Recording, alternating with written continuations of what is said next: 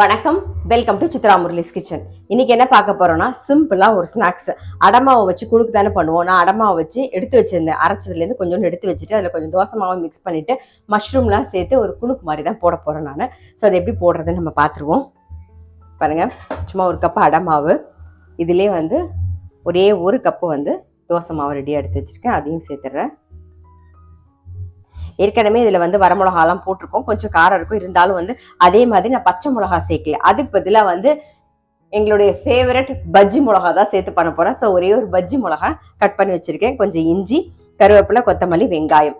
So bajji மிளகா போடும்போது அதோட வாசனையும் இருக்குமா, ஸோ டேஸ்ட் கொஞ்சம் வேறு மாதிரி இருக்கும். அவ்வளோதான். காரத்துக்கு உங்களுக்கு வேணும்னா பஜ்ஜி மிளகா இல்லை அப்படின்னா பச்சை மிளகா சேர்த்துக்கலாம். இது கூடவே ஒரே ஒரு கேரட்டு, கொஞ்சமாக கோஸு, அப்புறம் மஷ்ரூம் கட் பண்ணி வச்சுருக்கேன். அதையும் சேர்த்துறேன். மாவு இருந்தது அப்படின்னா, காய்கறிலாம் இருந்தது, எந்த காய்கறின்னு கிடையாது, என்ன இருக்கோ குடமிளகா கூட சேர்க்கலாம். நீங்க குட்டி குட்டியா கட் பண்ணி குடமிளகா கூட சேர்க்கலாம். ஸோ எது இருக்கோ அதை சேர்த்து டக்குன்னு பண்ணிடலாம். இதை முதல்ல மாவு எல்லாத்தையும் மிக்ஸ் பண்ணிப்போம். சோம்பு ஒரு 1/2 ஸ்பூன் சேர்த்துக்கலாம். அதே மாதிரி காய்கறிக்கு தகுந்த மாதிரி உப்பு சேர்த்துப்போம். நம்ம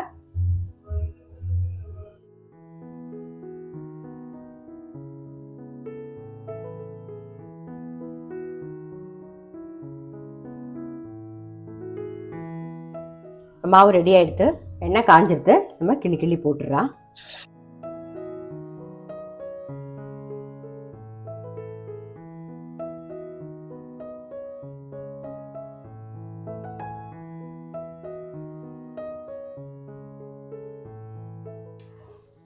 ரெடி ஆயிடுத்து, எடுத்துடலாம்.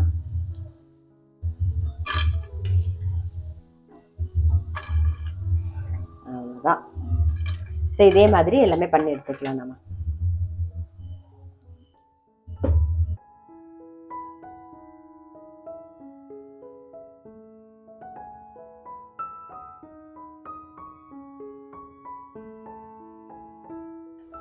எடுத்துடலாம்.